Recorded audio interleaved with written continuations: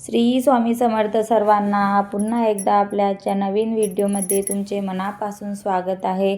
तुमचा आजचा दिवस सुखाचा आनंदाचा जावो अशीच स्वामींचरणी प्रार्थना करते आणि व्हिडिओला सुरुवात करते। तर येत्या रविवारी 15 फेब्रुवारी रविवार पवित्र महाशिवरात्र येत आहे। ही केवळ एक तिथी नाही तर एक भगवान शिवशंकरांची महान रात्र आहे। धार्मिक मान्यतेनुसार या दिवशी भगवान शिव निराकार रूपात प्रकट झाले आणि याच दिवशी शिव पार्वती विवाह सोहळाही पार झाला असे मानले जाते। या दिवशी शिवतत्व 1000 पट अधिक सक्रिय असते, म्हणूनच महाशिवरात्रीला केलेली पूजा, जप, उपवास आणि जागरण विशेष फलदायी ठरते। मनोकामना पूर्ण होतात, अडचणी दूर होतात आणि आध्यात्मिक उन्नतीचा मार्ग खुला होतो। आज मी तुम्हाला एक साधा पण अत्यंत प्रभावी उपाय सांगणार आहे। उपवास केला नाही तरीही चालेल, फक्त नंदीच्या कानात 2 शब्द बोलायचे आहेत। योग्य पद्धतीने हा उपाय केल्यास तुमची इच्छा थेट भगवान शिवापर्यंत पोहोचते असे मानले जाते। आता या उपायामागचं महत्त्व समजून घेऊया। जेव्हा आपण शिव मंदिरात जातो तेव्हा सर्वप्रथम आपल्याला नंदी महाराज दिसतात। ते भगवान शिवांचे वाहन आणि परमभक्त आहेत। जवळजवळ प्रत्येक शिव मंदिरात नंदीची मूर्ती शिवलिंगासमोर बसलेली असते, कारण नंदीशिवाय शिवपूजा अपूर्ण मानली जाते।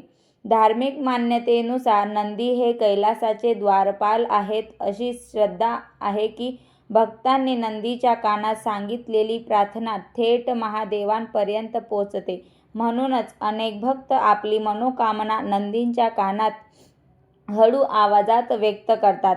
पण इच्छा सांगण्यापूर्वी एक अत्यंत महत्त्वाचा शब्द उच्चारायचा आहे, ओम। महाशिवरात्रीच्या दिवशी हा उपाय कसा करायचा ते आता स्पष्टपणे सांगते। सकाळी लवकर उठावे, स्वच्छ स्नान करावे, शक्य असल्यास आंघोळीच्या पाण्यात थोडे गंगाजल मिसळावे। मन, शरीर आणि विचार शुद्ध असणे महत्त्वाचे आहे। काळ्या रंगाचे कपडे घालणे टाळा, शक्य असल्यास पांढरे किंवा हलक्या रंगाचे वस्त्र परिधान करा। रविवारी असल्यामुळे प्रथम सूर्यदेवांना जल अर्पण करा, त्यानंतर घरी देवघरात शिवलिंग असल्यास पाण्याने, दुधाने आणि पंचामृताने अभिषेक करा। बेलपत्र, पांढरी फुले, धूप, दीप अर्पण करा। यानंतर मंदिरात जाताना एक बेलपत्र किंवा पांढरे फूल सोबत घ्या। मंदिरात गेल्यावर सर्वप्रथम नंदी महाराजांना नमस्कार करा, त्यानंतर शिवलिंगाचे दर्शन घ्या, फुले आणि बेलपत्र अर्पण करा। दर्शन करून बाहेर आल्यानंतर नंदीच्या डाव्या कानाजवळ उभे राहा।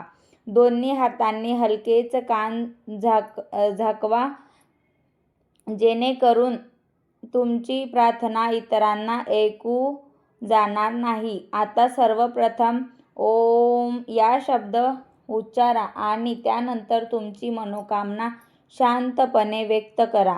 नोकरी, आरोग्य, आर्थिक समस्या, कुटुंबातील अडचणी, जे काही असेल ते स्पष्ट आणि सकारात्मक शब्दात सांगा। एक गोष्ट लक्षात ठेवा, कोणाचं वाईट व्हावं, नुकसान व्हावं अशी इच्छा कधीही व्यक्त करू नका।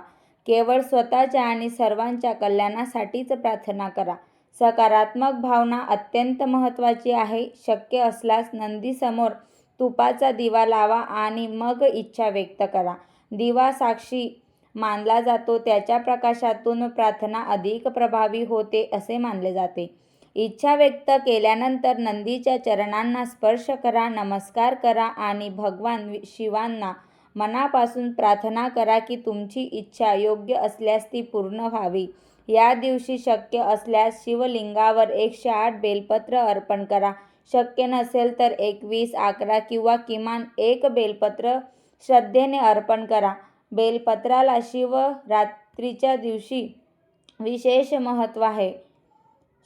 हा उपाय सोपा आहे, पण श्रद्धा, शुद्ध मन आणि सकारात्मक भावनेने केल्यास अत्यंत फलदायी ठरते। प्रयत्न, मेहनत आणि भक्ती यांची जोड असेल तर यश मिळण्याची शक्यता वाढते।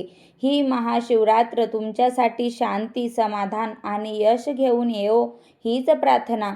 व्हिडिओ उपयुक्त वाटला असेल तर लाईक, चॅनलला सबस्क्राईब करा। श्री स्वामी समर्थ. हर हर महादेव.